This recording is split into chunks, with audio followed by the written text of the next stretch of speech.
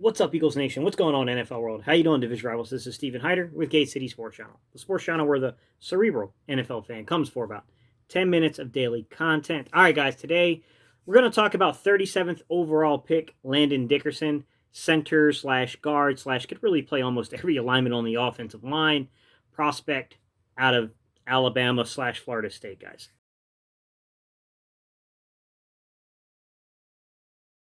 So the first thing I want to do is I want to talk a little bit about knowing something about Landon Dickerson, guys. Like Landon Dickerson played at South Caldwell High School, which is it's a really small town, Hudson, North Carolina. It's just like kind of it's northwest of Charlotte, but it's got a fairly good football program there, right? And I can tell you that I've never met this young man personally. I've seen him play a couple times in high school.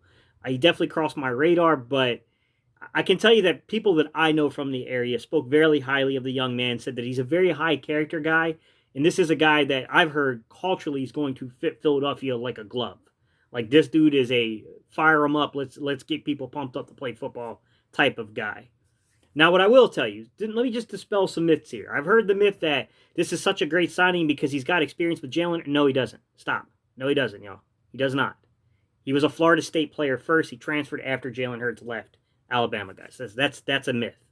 But what I will say is that he could be a very good player at center for Jalen Hurts, right? He could be that guy, kind of like so many quarterbacks before us, the Nick Foleses and the everybody else who basically played along with Kelsey from Wentz, whatever. He can be that kind of linchpin for a team.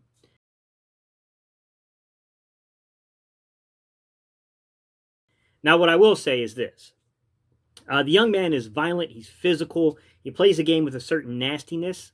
You could see that show up in some of the underlying analytics, such as, from what I understand, is he led NCAA football in pancakes, and he had like 14 big time blocks registered. It kind of shows you the whole pancake issue here, guys. Like he's strong. This is a really strong football player. This is a guy that will absolutely take a guy and drive him into the dirt. Like he does not play the game being friendly, to say the least. Like he plays it with a violent end to him.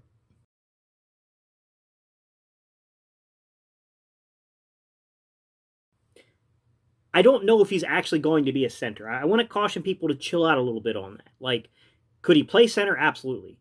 But I'm going to tell you this right now. It's really going to depend upon the blocking scheme that Nick Sirianni employs with Stoutland. I mean, if we keep Stoutland and what everything was doing with Doug with Stoutland, like I think we'll be I think it'll be a little different, right? Because he's not Landon Dickerson's not as athletic. Like he can move. Don't get me wrong, guys. He's been used for pulls and gap assignments and stuff like that at Alabama. Definitely got outside as kind of that pin and pull kind of player.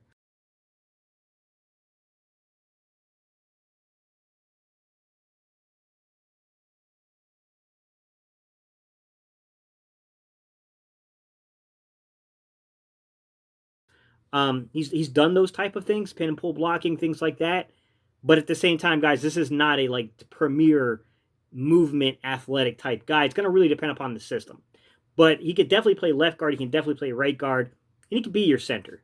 Now, I will tell you the big appeal for this young man to center is going to be the what they call the football intelligence. It just means he understands defensive line adjustments really well. He's going to understand how the linebackers play in conjunction with basically the defensive line. He's going to be able to basically adequately call line slides. We're projecting. No one knows that until they're in the league, guys. But projection is he's going to be really good at making those line adjustments, doing the things like you saw Kelsey do, and he's physically dominant. He's a completely different style football player. I would say this guy is a little more Brandon Brooks, a little less Jason Kelsey. Like it's a little more like that, like a guy that's physical and strong, right?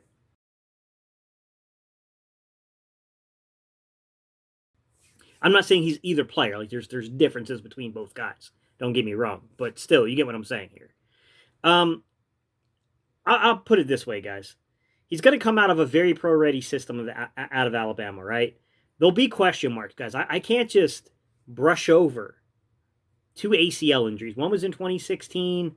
One was this past year. Then you look at some of the more concerning things of having four surgeries in like 5 years. Like, I mean, look, man, the guy hasn't really, other than the last 2 years, he hasn't really done more than maybe half the season. Like, he's had a hard time staying on the football field until this past 2 years. Now, we'll say a high character guy, right? Tore his ACL, still comes in for the final snap of the championship game to snap the ball. Like, I'll give the guy credit, man. Like he's a tough dude. I mean, probably shouldn't have been out there taking that snap, but still, I mean, it just tells you a little bit about the character of who the player is and how much he loves the game. I don't think this is a guy you're going to look at and question how much they love the game.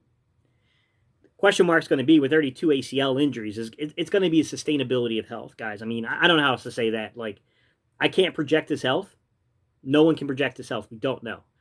We can look at some historic markers later on during this offseason if you guys want to. We can break down guys that have had similar track records with injuries coming into the league and how it fared. We can do all that kind of stuff. But at the end of the day, it's on the individual. It's on the organization. It's on the sports science division within the organization. Like, there's so many multifaceted things that go on here, guys, that surpasses just the player. You know what I mean?